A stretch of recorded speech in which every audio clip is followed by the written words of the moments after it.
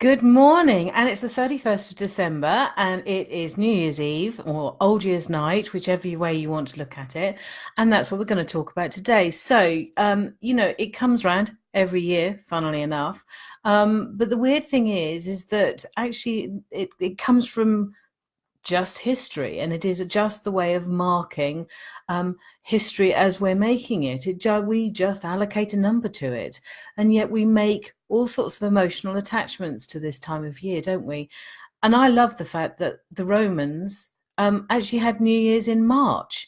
And that sort of got me thinking, really, is just like, you think about it, you think all the way ahead of 12 months. What does that do? I think that all that does is that just brings in procrastination, maybe even a touch of laziness. I haven't done it today, so I can do it tomorrow. I've got loads of time. Oh, I didn't do whatever it was that I'd planned to do in the first month.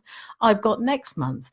And yet, actually, if we look at it, if we take away it's got to be on the 1st of January. If we actually start looking at nature and how nature does their New Year's, they start every season. There's a new season. So anyone who's ever followed me knows that I don't go a whole hog on these resolutions at all, because I think all it does is just flatten you if you get off to a bad start of the new year. It's almost like, oh, well, that just predicts the rest of my year.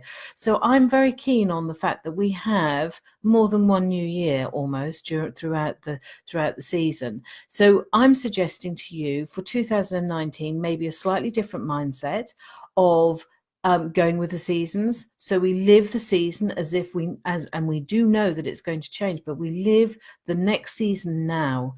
So we absolutely get excited by it. We absolutely get creative about it. What do we need to do by? And if you have smaller chunks, then actually what it does is it almost makes it more valuable, and it's going to change. So for instance, if you are having an awful period, which is very it can happen, can't it? It's going to come to an end. So that's my key for you today. It's what I leave you with 2018, and wish you lots of luck. And thank you so much. And good morning, Karen. Thank you so much for joining me today. Anyway, I'll see you next year. Bye bye for now.